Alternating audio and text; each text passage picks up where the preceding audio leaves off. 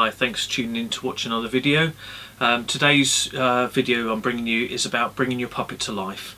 There are quite a few instances where I've seen people doing puppetry and they're concentrating sometimes so hard on trying to do the mechanics of the puppet that they actually forget that the puppet should look like it's alive.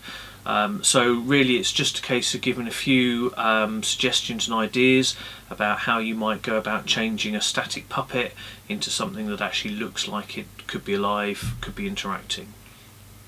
The first thing I wanted to talk about was the voice of the puppet. You want to try and choose something that's excuse me, appropriate for the puppet. You also want to choose something that you can maintain. There's no point in doing a voice that's very high or very deep if your voice won't maintain that. Also, depending on whether you're doing a ventriloquism puppet or whether you're doing something behind a theatre where nobody sees your mouth move, that'll also make a difference, because the voice that you can do for a puppet behind the screen will sometimes be different to what you can achieve through doing ventriloquism, especially if, like myself, you're only just getting into it. You want to start with something that's fairly easy to do so that you're not struggling. But try and create a voice that goes with the puppet if you can do, one that's easy to maintain and one that just gives it a little bit of character. I've got a couple of puppets here. This one here is a puppet that I've started using for ventriloquism. You've probably seen him on a couple of my other videos. If not, please go and have a look. And I've called him Sanders. And the reason I've called him Sanders is because, well, he's a rooster, but for all intents and purposes a chicken, and therefore he's a Kentucky Fried Chicken, or a Kentucky Fried Chicken, should I say, because he's not fried, he's freed. Kentucky Fried Chicken, thinking American, southern drawl. Can you say hello, Sanders? Howdy, y'all. My name is Sanders and I'm a rooster from Kentucky. Yes sir, I am. So there you go. My ventriloquism isn't great, but this is Sanders and this is a puppet that I use, and this is my ventriloquism voice. If I was to do this behind a puppet theatre, then I could probably get away with something different, but it tends to work well here. I've got another puppet over this side, and this one is a sheep puppet. Now, obviously, being a non-human puppet, you can give him whatever name you like, whatever voice you like, but you know, looking at something like this, he could be French, you know, why not, you know? Hello, bonjour everyone, I am Legolam, and I am French. There you go, rubbish French accent, but why not? Give him a French accent.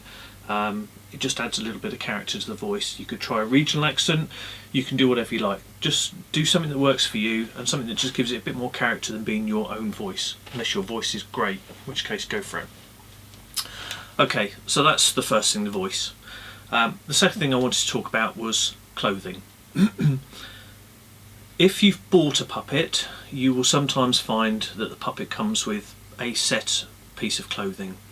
Now, you and I, generally speaking, will change our clothes. We will not wear the same clothes day in and day out. So don't do that with your puppet either, alright? Try and get changes of clothes for your puppet that they can wear that's appropriate to the setting. So if you're doing a sketch that involves being in the middle of summer, you don't be wanting them to wear a jumper. If you're doing a sketch in the depths of winter when perhaps it's supposed to be snowing or something, you don't want them going around in a t-shirt. Okay, so try and think of the clothing to go with what you're doing.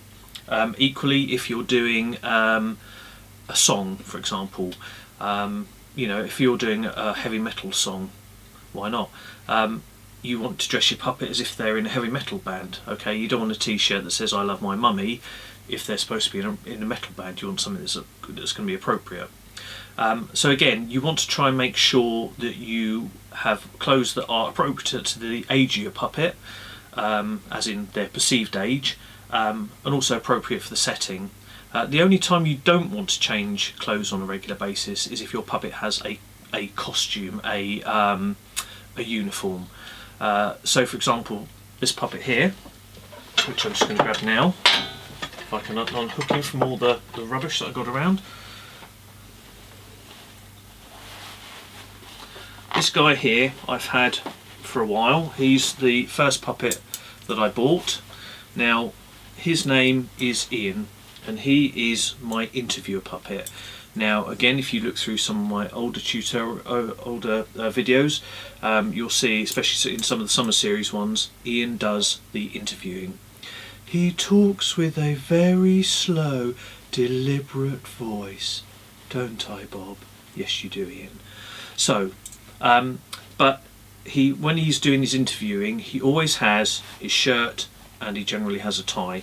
And I don't ever change that because that's what people expect, that's what he has. But obviously if he was just a character in a normal setting, then I'd dress him appropriately.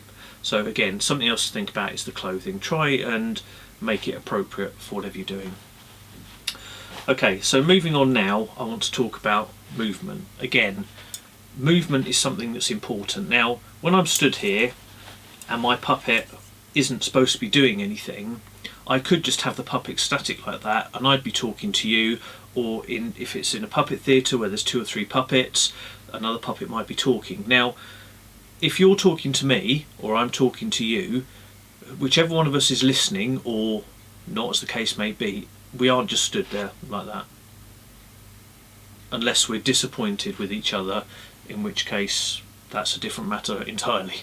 But under general circumstances, we would interact, we would look at things, we would move. So again, you want to think about that with your puppet. On so many instances I've seen in my own puppet team and on videos that I've seen, and I've been guilty of it in the past, I'm not going to pretend I'm perfect, something can be going on and your puppet doesn't need to be doing anything, so your puppet stays like this and it doesn't move and it doesn't do anything. Whereas in reality, you know, somebody might be talking and the puppet might be looking at you and might be, you know, contemplating its navel or rubbing its head or, you know, doing whatever, but the puppet should always be moving in some way, not necessarily big movements, but even if it's just little things, just something that suggests that the puppet's alive. Okay.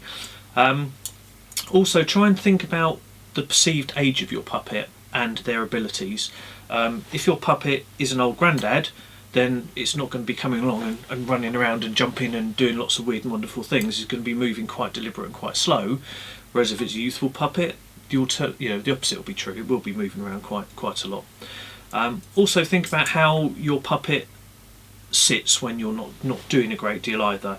I've seen a lot of occasions where people aren't concentrating on their puppet and their puppet is doing this or like that, or it's, you know, it's swearing allegiance to the flag or whatever it might happen to be. It's the puppet isn't doing natural things, you know, the hands do this or do that, or it's something. Try and, you know, keep your hands out of the way if you can do, or, you know, they could be looking at his hands or doing whatever, but just try not to have them in like weird, you know, this is how my hands are sitting just because I can't think of what else I'm going to do.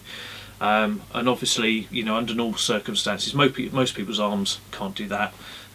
So try and be a little bit realistic. Obviously, if you've got an animal puppet or an alien puppet or something that isn't confined by any constraints, you can do whatever you like, but just try and make it appropriate to the puppet. Also, if you're doing songs, consider doing choreography. You know, it can be quite boring when puppets are doing a song and all they're doing is they're standing there and singing. You know, if you've got enough people and enough ability, try and throw in a bit of choreography just so that it just brightens it up, even if it's just a bit of bobbing about when they're not doing anything else, just so they don't, because again, I've seen it in the past where puppets are just like that, and I've seen that in my own team, regardless of anything else. So that's that. So really, the main thing is give your puppet a character. Just try and create something around them, give them a background, try and think of their backstory, and again, make it consistent. You know, if you're using a puppet week to week, especially if you're doing it with different puppeteers, you need to try and make the puppet consistent even if the story isn't. And my son is making silly faces at me in the background, so that's hence the reason for my laughing. No, Matt, go away. So yes, make the puppet consistent even if the people doing the puppet aren't consistent. If you've got your own puppet, then great. You're doing the puppet, you're doing the voice, you're doing everything, so it's easy to keep it consistent. However, if you've got different puppeteers and you want to give everyone a go, just try and make sure the puppet themselves is consistent. Give them a name. You know, my puppet there, the interviewer puppet, is Ian, and he's always called Ian, and that's who he is. If you are short on puppets, and if you have to do multiple